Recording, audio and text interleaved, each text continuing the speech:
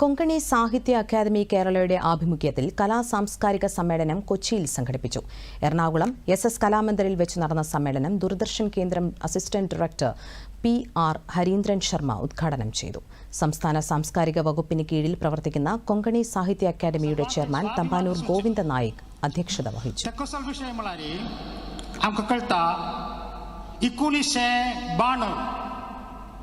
मला 1992 ऑगस्ट 20 तारीख 20th of August 1992